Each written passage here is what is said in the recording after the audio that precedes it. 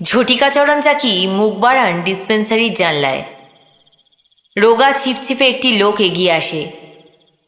তার মুখে খোঁচা খোঁচা দাড়ি, রুক্ষ এক মাথা চুল। এর বেশি অন্ধকারে বোঝার উপায় ছিল না। করুণ গলায় লোকটি বলে, একবার চলেন ডাক্তারবাবু। মানে আমার স্ত্রীর বড্ড অসুখ। আজ নয়, কাল যাব। গলা খেকিয়ে বলেন ডাক্তার। কিন্তু লোকটি অবুঝ।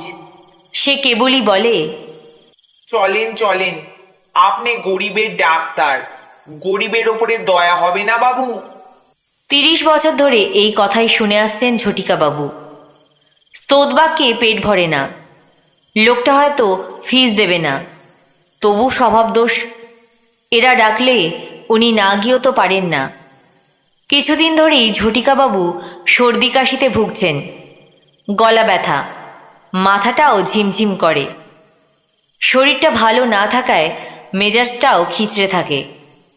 উনি তিক্ত গলায় বলেন, অন্য ডাক্তার নিয়ে যাও।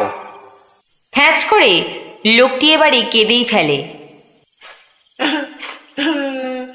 আমি তো আপনার জন্যেই।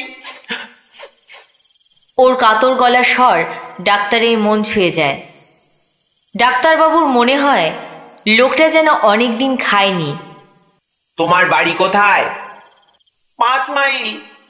উনি জানতেন এই উত্তরটাই শুনতে হবে, তবু ডাক্তার বলেন, সেই শ্মশানের মধ্যে দিয়ে আমায় এখন যেতে হবে? লোকটা দেতো হাসি হেসে বলে, তাতে কি, আপনি তো হামেশাই যান সেখানে। ঝটিকাবাবুর আর খাওয়া হয় না। উনি ভাবেন রুগী দেখে এসেই না হয় খাবেন। অনেক কালের পুরনো একটা ভাঙা ফোর্ড গাড়ি ছিল ঝটিকাচরণ চাকির। উনি নিজেই গাড়ি চালান। ডাক্তারি করে যা উপায় হয় তাতে খেয়ে পড়ে আর ড্রাইভার রাখা সম্ভব হয় না। ওর গাড়ির ইঞ্জিনটাও প্রায় ঝুরঝুরে। যাই হোক, ঠেলে ঠুলে ওই গাড়ি নিয়েই ঘোরাফেরা করেন ডাক্তার। ঝটিকাবাবু গিয়ে বসেন চালকের আসনে। পেছনের সিটে গিয়ে বসে ওই লোকটি।